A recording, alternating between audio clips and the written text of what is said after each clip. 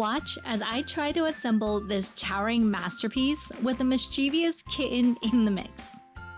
To prep, we need to unbox and organize. Spread out all your panels and pay attention to the handy labels on each one. Locate your supplied tools and instructions, and have a hilarious time ensuring your kitten stays happily occupied throughout the process. Step 1. We want to peel and stick the feet onto the bottom of panel A. Lay down the panel just like the instructions show. It'll make the process a breeze. I had a moment figuring out the diagram holes also. I hope this video is a helpful guide. Step 2. Next, grab the poles marked K and L along with the 2 of the larger screws. I suggest starting with L, the one wrapped in fur. Personally, I find it quicker to hand screw the bolts initially and then use the Allen key for that perfect tightness. I had a laugh with my legs holding the board while attaching the poles to the base, though using a table might have made this step even smoother. Of course, Peaches was very eager for this process to be finished. Then rotate the board so you can easily attach the next pole labeled K, which is wrapped in sisal rope.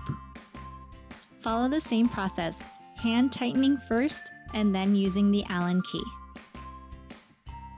Let's put together the wooden sides of the box, marked B and C. Start with the B panel, the one with the circle opening. When attaching, ensure the grooves are facing inside the box. Then use the smaller Allen key and secure it with 2 small screws. Simply push them through the base and guide B into place and tighten all the way.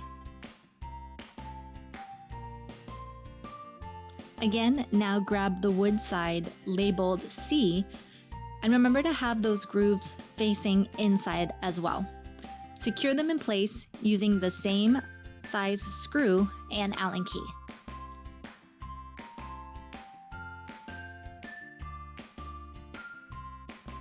For step 4, let's bring in the white panel walls.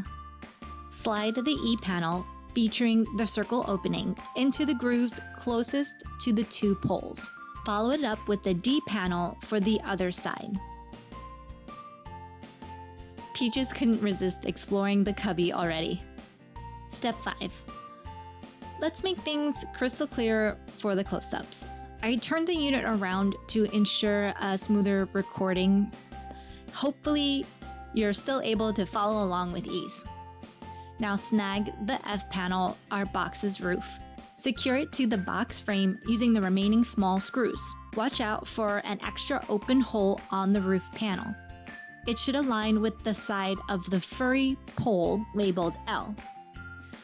Give those 4 screws a swift hand tightening, then use the small Allen key to snug them up perfectly. By the way, there's an extra small screw in the toolkit, which is a handy bonus. Now let us attach the hammock. Grab 1 large bolt and a double-ended stud screw. Yes, it's a bit of a mouthful. Peaches wasted no time testing it out, and I'm relieved that she didn't tip it over. Now place the hammock on the 2 poles. Take the furry circle labeled J and screw it into the sisal pole marked K. Here's a trick. Poke the bolt through J first, then through the hammock, so you can feel it smoothly enter the sisal pole. Use this large Allen key to tighten it up. After that, hand thread the double-ended bolt into the other pole labeled L. And of course, Peaches is super eager to lend a paw in making this process even faster. Step 7. Get a hold of the M pole wrapped in sisal and give it a clockwise twist onto the bolt until it is snug. Now take the furry pole labeled L and slide the large bolt through the roof of the cubby. Here's a handy trick. Use the Allen key to hold the bolt up while hand tightening the pole onto the bolt, rotating clockwise. When it's time for the final tightening, then you hold the pole as you hand tighten the bolt with the Allen key inside the cubby. And of course, Peaches is doing her quality control tests as we build. She is the ultimate supervisor. Step 8. Grab the G panel to attach to the second tier. We'll need another large bolt and the double-ended stud screw for this step.